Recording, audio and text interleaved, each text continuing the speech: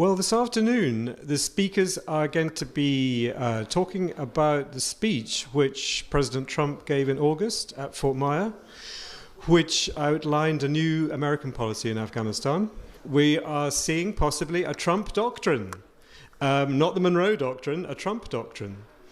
And he was talking about the Indo-Pacific region, which encompasses all of South Asia.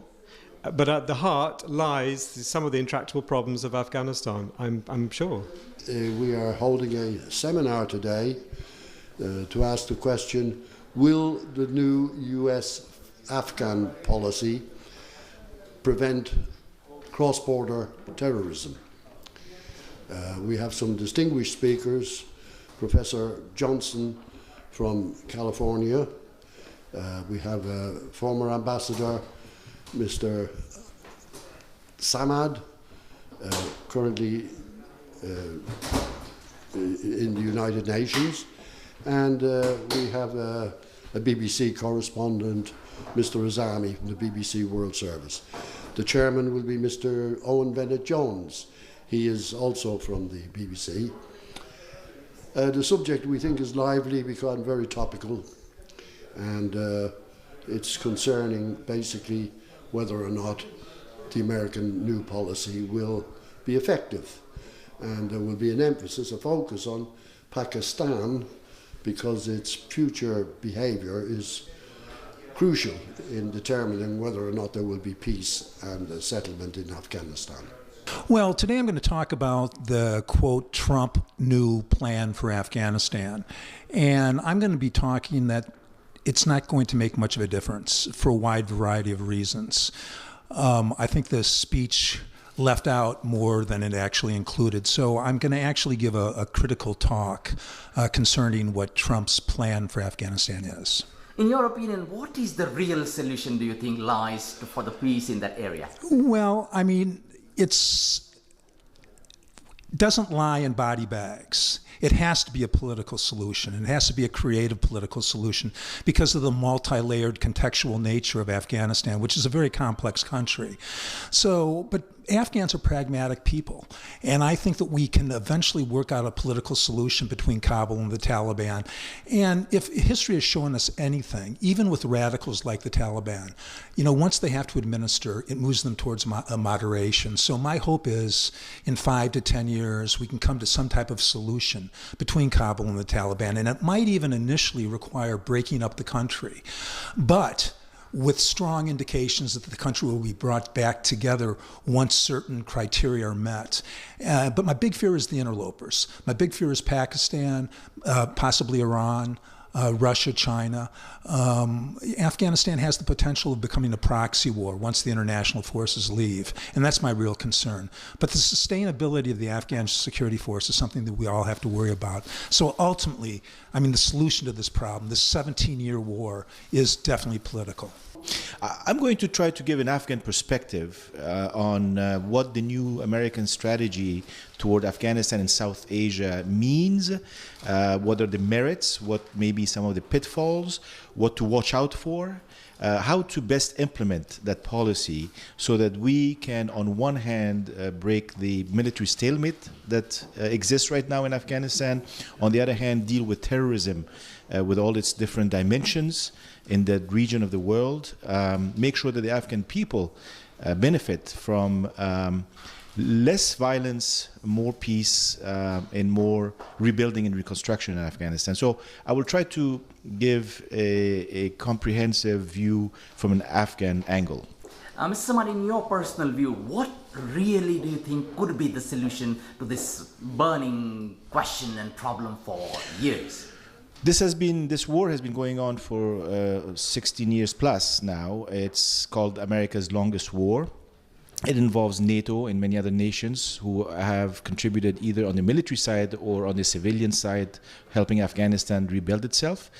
It has taken a big toll on everyone, but mostly on the Afghan people themselves. I think that what it will take will be a disengagement at the regional level of those entities and players and actors who are playing a negative role in either supporting terrorism, offering them sanctuaries, or being spoilers for reasons that may or may not have anything to do with Afghanistan directly. I think that one of the lessons that we have learned over the last 16 years or so, and even before that, is that you cannot pursue foreign and security policy interests by supporting a non-state, violent, extremist, terrorist actors. And I think that that is something that needs to stop in order for that region to find stability and peace and prosperity. Okay, I think we're going to start in a couple of minutes. We're just getting some late arrivals, but I presume we're about ready to go. If I get the thumbs up from the organisers, we're good to go, yes. Okay, so welcome. My name's Owen Bennett-Jones. I'll be moderating this session today on will the new US-Afghan policy stop cross-border terror in the region. And just as an opening remark, say that it is quite striking on the border now on the federally administered tribal areas in Pakistan and Afghanistan. There are now a surprisingly robust number of forts every 500 meters or so along the entire FATA-Afghanistan border. It's a new situation that's developed there in the last 3 or 4 years, and that building is complete. So that border is actually now much more controllable than it was, although as I understand it, there are no similar facilities on the Baluch-Afghan border yet. So I see. Let me just begin with Lord Bruce, who I should have introduced first, and we will get you to kick us off. Thank you very much, sir. I just wanted to welcome everyone to the symposium this afternoon and to thank the University of London for allowing us to use this fantastic room for our forum.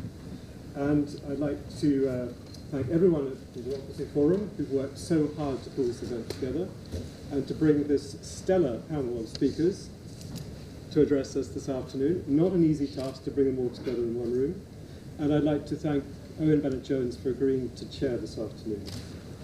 Our seminar question, will the new US-Afghan policy stop cross-border terrorism in the region, is a response to a remix of American foreign policy in Afghanistan. It follows a speech made by President Trump in August at Fort Myer, which has been the cause of much speculation about the direction of US regional policy in South Asia. His speech raises the question of whether we are seeing the emergence of a Trump doctrine, or are we witnessing the inevitability of a significant power vacuum? It's easy to forget how long the US has committed militarily to Afghanistan, but it is engaged in a war which is entering its 16th year. This is a conflict nearly 4 times as long as the First World War. It's a war with no end in sight and whose value and relevance is increasingly questioned by the American people. And squaring up to the predicament that his administration inherited, President Trump acknowledged that he had been dealt a bad and very complex hand. But he warned against the extremely predictable consequences of a hasty withdrawal. Instead, he told his mainly military audience, we must address the reality of the world as it exists right now, the threats we face and the confronting of all of the problems of today. Although Trump was keen to elaborate on specific realities and threats in his speech, such as the inadequacy of civil society in Afghanistan, or the continuing insurgency in parts of the country, or the evident duplicity of Pakistan, he was also emphatic that the US will no longer use military might to construct democracies in faraway lands, or try to rebuild other countries in our own image. Understandably, several commentators have seized on these comments as indicative of a new era for Pax Americana. John Allen of the Brookings Institute was quick to respond to the speech. The United States enjoys only limited influence in this crucial part of the world, he cautioned. US policy is about improving the odds of success, or at least reducing the odds of failure at this point, not about ensuring any given outcome. So what would be a realistic outcome? Perhaps all that can be reasonably expected is that the United States ensures that the Afghan government is able to reverse the momentum of the war. But is this primarily a military objective, or inevitably will it involve a much wider perspective of regional power politics? Maybe this is where United States involvement in South Asia finds a new point of deflection.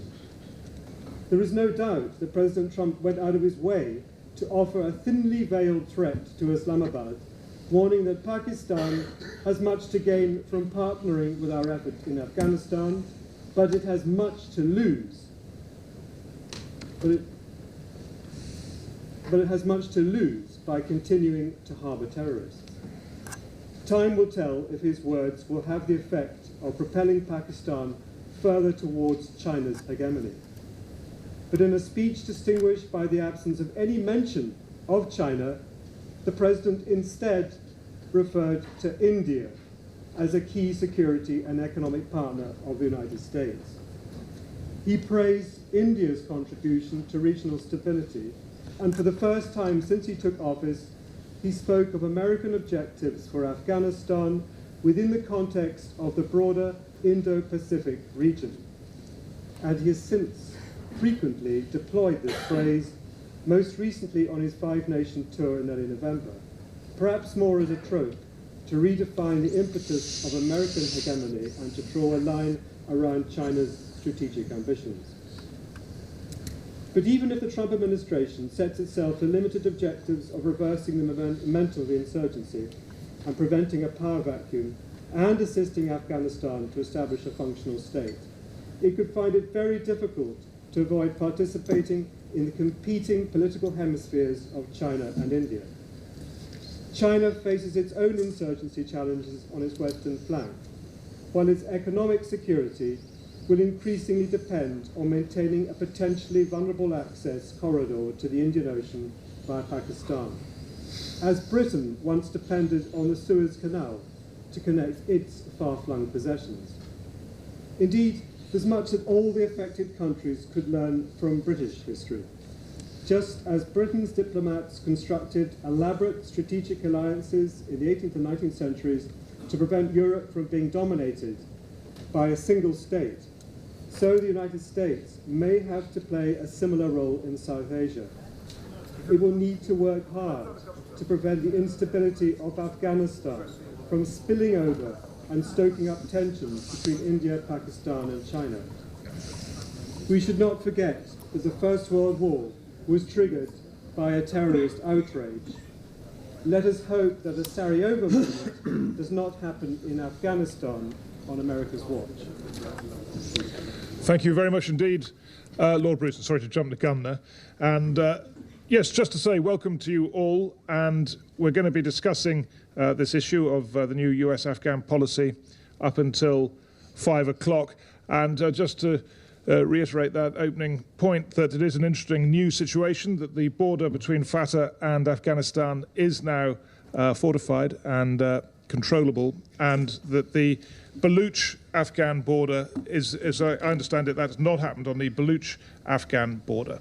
But nonetheless, it is an interesting situation. So we've got one speaker down, I'm afraid. Dr. Emily Winterbottom from RUSI, Royal United Services Institute, has got quite a severe flu and is unable to join us. So we'll have three speakers, but we'll have Q&A as we go along, and have a discussion, I hope, as well as just comments. So I should say phones off if we can, that would help. And I'm going to introduce the speakers as we go, rather than have a sort of tranche of introductions at the beginning. So let me start with Ambassador Omar Samad, who is the CEO of Silk Road Consulting in Virginia, former senior advisor to the chief executive of Afghanistan, spokesperson at the Afghan Foreign Ministry for a bit, and an ambassador in important countries, France amongst others. Now he's going to be helping us understand the Afghan perspective on all of this today. So, Ambassador, over to you. Thank you so much. Great to be here in London, in this great university. I have very fond memories of London because I grew up here as a teenager when my father was a diplomat in the mid to late 1970s, before Afghanistan's start of crises in the late 70s, early 80s, and I went to the French Lycée here, so very fond memories of this country and the city. Thank you so much for the invitation. My thanks to the Democracy Forum and everyone who has been a part of this event and putting this together. As you said, I am here to offer an Afghan perspective. I will try my best. I don't know if there is such a thing as a unique Afghan perspective, but I will try to do so. And just as part of a disclaimer, I'm not speaking on behalf of, as an official or behalf of the Afghan government, even though I do at times offer my consulting services to the government of Afghanistan, as was the case just a few days ago during Dr. Abdullah's visit to the United States. I look also forward to the Q&A session and exchange that we will have on issues that will be brought up here. So the question before us is a very simple question. Will the new US-Afghan policy stop cross-border terror in that region of the world? It's not just Afghanistan, it focuses on the region. And obviously Afghanistan sort of is the heart of the issues that keep us all preoccupied and have kept us preoccupied for the last 16 years if you count the post-9/11 world. And I think most Afghans' simple answer to that question would be yes, but a qualitative yes, because there are a lot of ifs that go with it. So yes, it can and maybe should be stopped, but we do need to be involved and engaged on many fronts to make sure that it does happen, and it happens in a way that is satisfactory to all stakeholders. And I want to emphasize all stakeholders by making sure that I do not exempt any country from this. In order for us to be able to have a global view of what is happening, I will spend a couple of minutes looking at pre-9/11 history to remind ourselves of what happened and led to that significant moment. Also then look at post-9/11 history, which is sort of a galore of policies that we have experienced with Afghanistan, and then dwell on the current situation with the latest announcements made by Washington, the reactions in Afghanistan and other countries, and what the way forward looks like. I don't think that non-Taliban Afghans who make up the majority of the population from every survey that has been conducted, they do not expect a complete and immediate stop to what some people call insurgency, others call terrorism, and even some call civil war, in my opinion, wrongly. But they do expect a gradual change in strategies and policies that feed and enable terrorism and militancy used as part of what Afghans consider as proxy confrontations and security policy perceptions that exist in our region, whether it's by state, non-state, or sort of the gray shades that exist between state and non-state actors. Now, post-Soviet withdrawal and communist collapse, the communist collapse period between 1989 and 1992 was accompanied by a withdrawal of the Western world from Afghanistan since the Soviet Union collapsed, and also accompanied by a certain level of apathy towards the political situation, which resulted in a vacuum in Afghanistan, part of which was filled by transnational terror outfits like Al-Qaeda throughout the 1990s, which also resulted in factional fighting in Afghanistan, especially in the capital, Kabul, bolstered mostly by regional proxy rivalries and meddling. The emergence in adoption and growth in the 1990s of what we call Talibanism as a proxy force that aimed to subjugate the Afghan people and Afghan society and introduce a new madrasa-infused and madrasa-fueled set of rules and norms which were anathema to Afghan traditions, social order, and history. In short, Afghanistan became, in the 1990s, a failed state, taken over by a conglomerate of terror and extremist groups under the Taliban umbrella, facilitated by Pakistan's military establishment and recognized by 3 countries at the time: Pakistan, Saudi Arabia, and the United Arab Emirates. The later 2 countries, at some point before 9/11, cut off their relations with the Taliban. Pakistan was the only one left.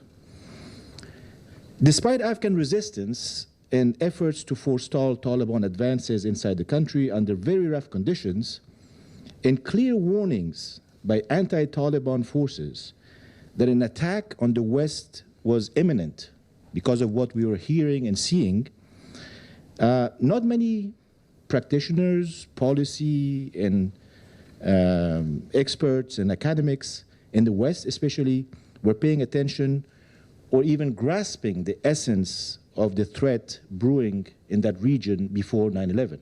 I personally remember, having been in Washington those days and running an information center, there were very few people who listened to what was happening in Afghanistan and how the situation could boomerang or hurt others in the West or other parts of the world. 9/11 and other smaller scale attacks that took place in Europe before or after in other parts of the world were the tragic and hard to fathom wake-up calls. Since then, we have tried to put Afghanistan back on track. And for the past 10 years, unfortunately to no avail, we have aimed for a political solution to the conflict and through peace talks, but no results so far. Now, I don't want you to get me wrong. I want you to understand that the goal should not be a military and cannot be solely a military solution. We need to aim for a political peace deal and an end to hostilities. But for some odd reason, we just haven't found the right formula to go about it. In the post-9/11 era, we have half-heartedly and incoherently tried to fix the regional fault lines that are acting as enablers of militant sanctuaries and safe havens. We have prematurely shifted attention and resources to other hotspots. Iraq comes to mind. We have underfunded initially and then overfunded the Afghan mission, resulting in mismanagement, waste, corruption, and bad governance. We have announced incoherent withdrawal dates, enforced short-lived surges, and promoted toothless peace initiatives.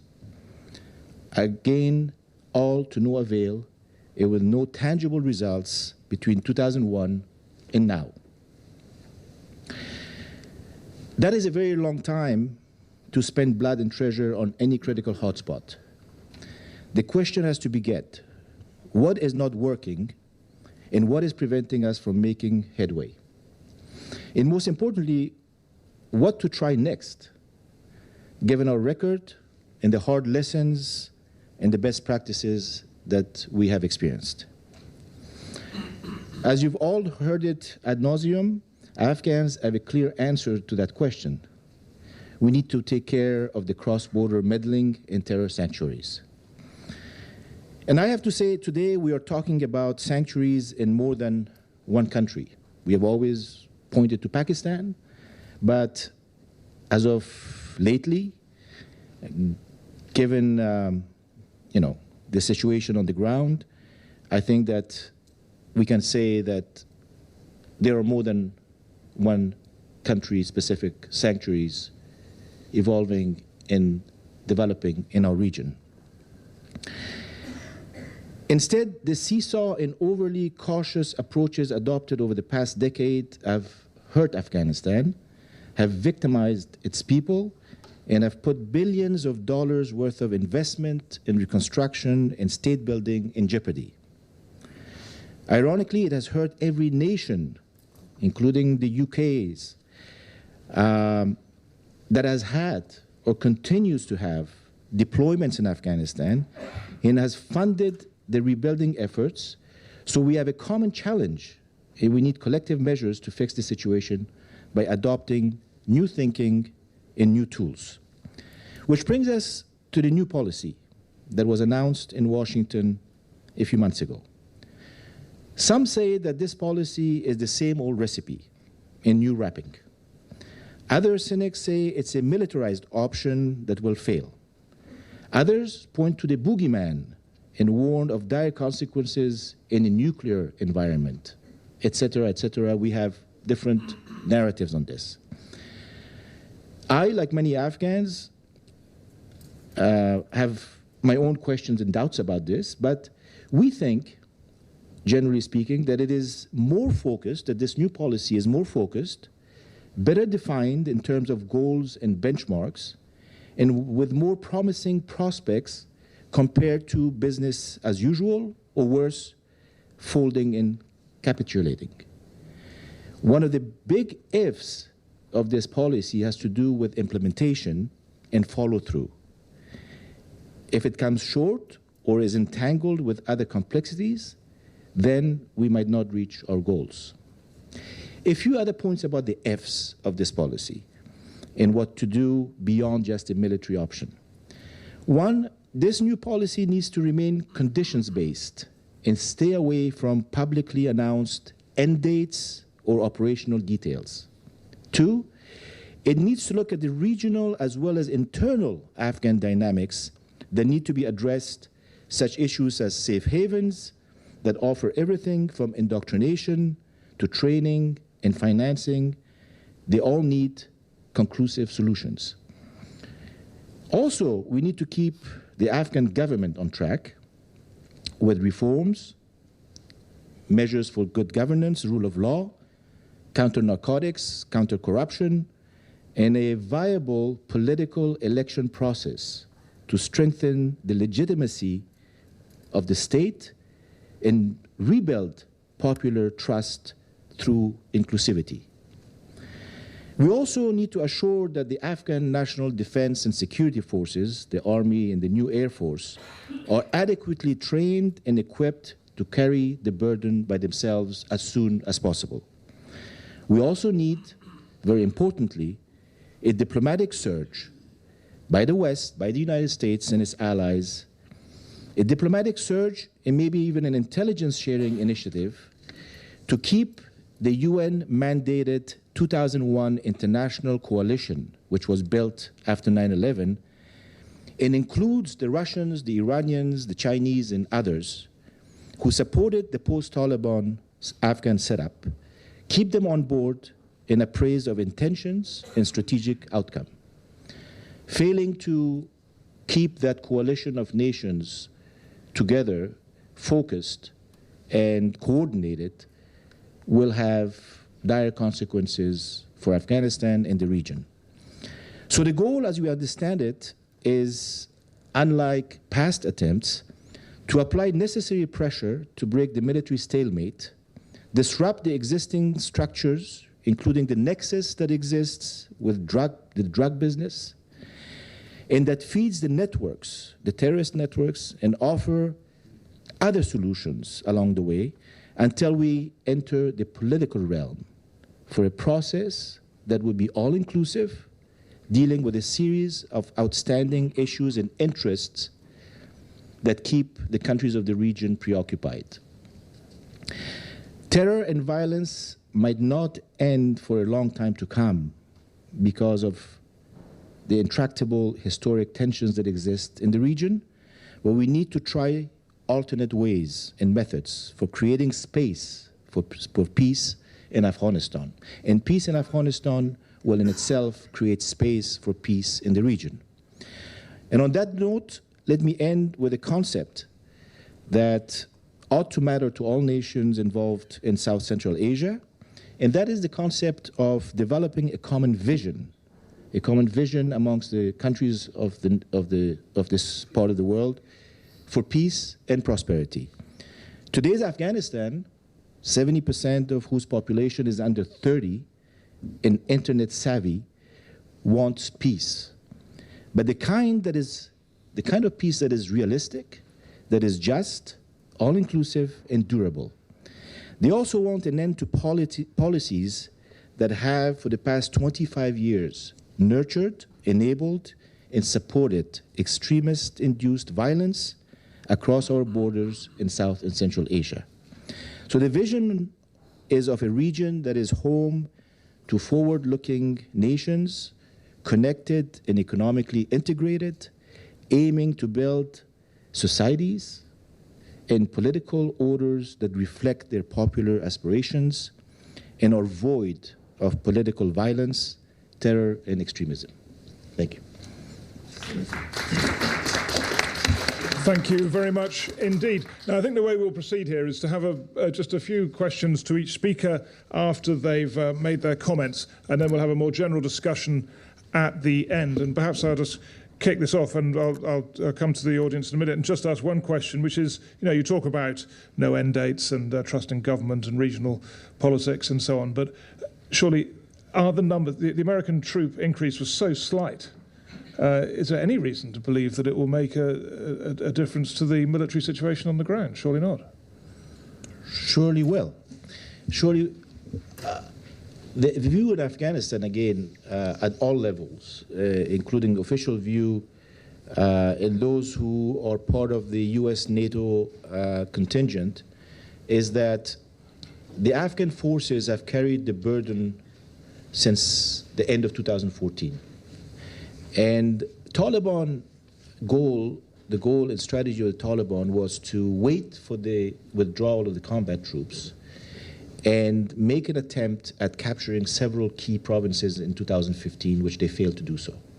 Only Kunduz fell for a few days and was recaptured. Yes, there are large swaths of Afghanistan that are considered either under Taliban control or are swaying between Taliban and government control. But they may be large territories in certain parts of the country, maybe some people say between 40–45%, which may be accurate, maybe daytime or nighttime, but the majority, there are other statistics that show that the majority of the population lives under government control. This doesn't mean that we are either winning or losing. There is a stalemate in Afghanistan, and that stalemate has to be broken. The Afghan forces have shown resilience. They have also paid a heavy price over the last 3 years. The general consensus is that these forces can withstand further assault, and knowing that the Taliban have also suffered heavily over the last 3 years and maybe nearing a breaking point. Breaking means that the tide might turn against them over the next 6 months to a year. This is not a short-term operational issue that we are talking about. We are talking about a strategy that will take from 1 to 2 years to materialize at the most.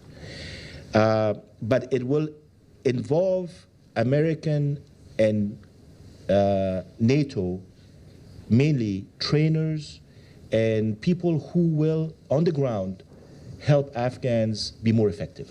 It will also have a different plank as far as 2 other elements are concerned. One is special operations, the forces that will be doubled as far as making sure that they can take the fighting to the enemy and make a difference, as well as an increase in air power by the Afghans.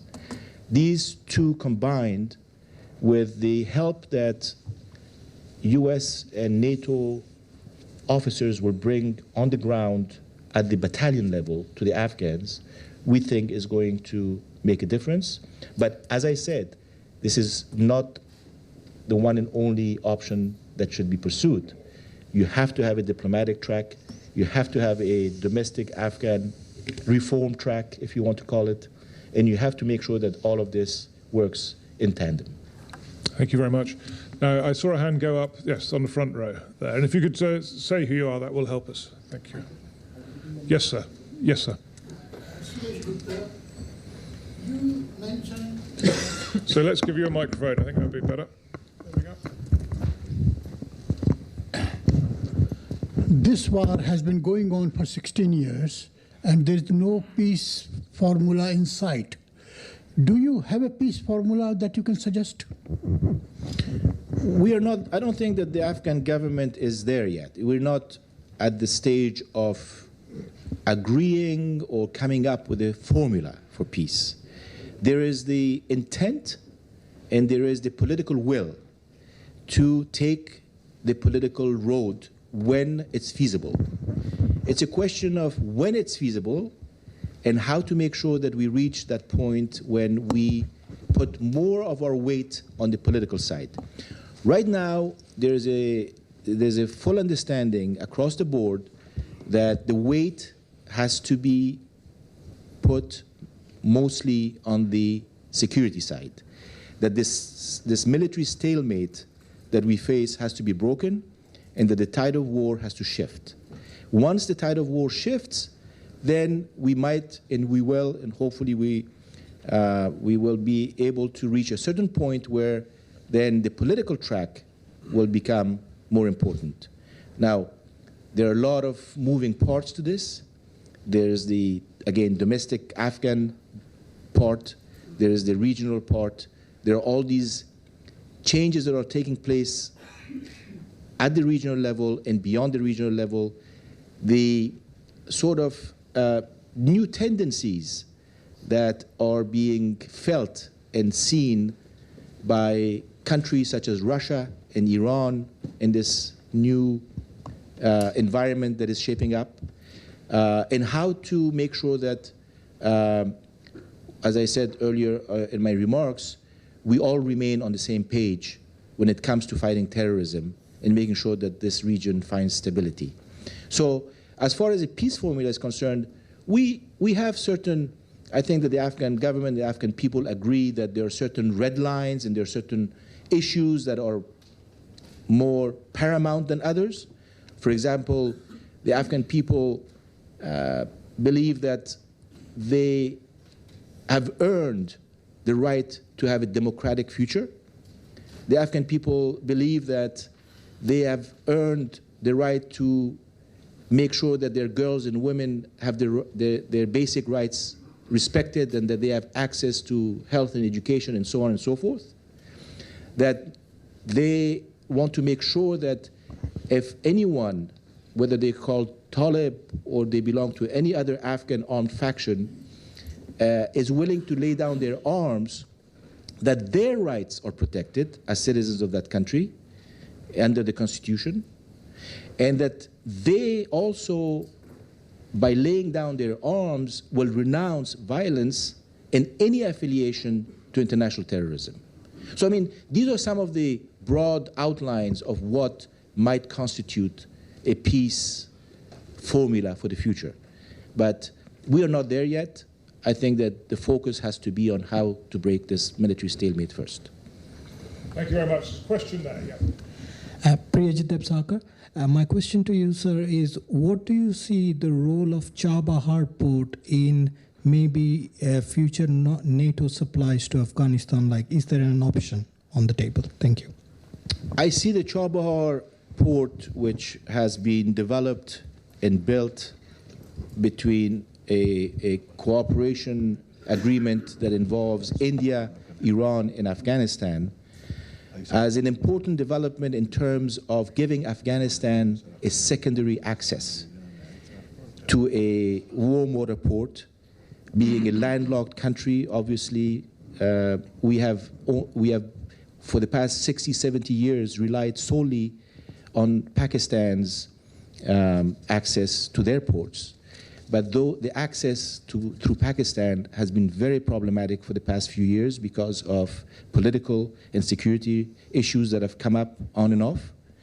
And so this Chabahar is a very good alternative for Afghanistan. Now, having said this, coming to your question, I don't foresee in the near distant future a NATO use of this port, and I think that the reason is very clear, has to do with relations between NATO and the US and Iran. So as long as relations between Iran and the West, especially the United States, is cold and not friendly, this will not be an access point. Now, having said this, there are other options that have been used in the past and might be used again, and those options have to do with routes going north and northwestern part of Afghanistan through the Caucasus and through Central Asia. Again, given the fact that relations between Russia and the United States and agreements and coordination that they have on Afghanistan has to be bolstered through diplomatic channels in the weeks and months to come. Thank you. But a bit of a disadvantage because this light means I can't see you, but I think there's a question at the back there. Hi, I'm Merab Baloch, a Baloch political activist and assistant to His Highness Khan of Kala Sulaiman Dawood. My question to you, Mr. Ambassador, why don't you name the Iran interference in the Afghanistan? Iran, specifically Iran support for the Taliban as much as Pakistan. The Iran support as much group of Taliban as much as Pakistan does. And then another question, seems to be no consequences for the Pakistanis support for Taliban. Pakistan has been training, arming, financing, facilitating Taliban for so long, and the American soldier has been killed, or British, matter of fact, has been killed because of the Iranian and Pakistani support for Taliban. So it is not seems to be the Afghan deciding their future, as you said, for the democracy, that they want to see the democracy for themselves and decide their life, or Afghan want to decide for themselves. It seems to be Pakistan deciding the Afghan future. What's a policy the American and Afghan has to face the Pakistan? What consequences or punishment for the Pakistan for the interfering for so long in Afghanistan? Okay, thanks. Just move my friend over there. And You want me to answer it now? yeah. Okay. Thank you for your questions. I did allude to the fact in my remarks and earlier in the question that there are shifts taking place at the regional level that concern Afghanistan, and some of them have to do with Russian shifts and Iranian shifts. There are troubling reports that say that both countries have and continue to have contacts with some Taliban groupings. For the Iranians, it is those Taliban groupings that are mostly on the western and southwestern parts of Afghanistan, and it is also the same groups that are involved heavily in the drug smuggling and drug business, as well as terrorist activities. And the Afghan people and the Afghan government, I think, are taking this very seriously, because Iran, since 2001, as I mentioned, has played a rather constructive role since 2001 with the Bonn Conference and beyond. Relations with Iran at other levels of trade and cultural exchanges and people-to-people and refugee issues are actually, can be called normal. It's just this one factor that has emerged over the last few months that is problematic, and I think that again, through diplomacy, and I'm hoping through diplomacy and through dialogue and exchanges and sharing the information that is needed with the Iranians, that they will realize that Daesh may be an enemy of theirs, but they're an enemy of Afghanistan as well as an enemy of the international community as a whole. But at the same time, the Taliban have also been an enemy of the Afghan people, an enemy of Iran, an enemy of the international community. So to sort of create this apple and orange issue with terrorism and this, be somewhat choosy and picky on who's a good terrorist, who's a bad terrorist, who's a good extremist, who's a bad extremist, is eventually not going to help either Iran or Afghanistan or anyone in that region of the world. And that is the same message that we've been giving to the Pakistanis all this time, that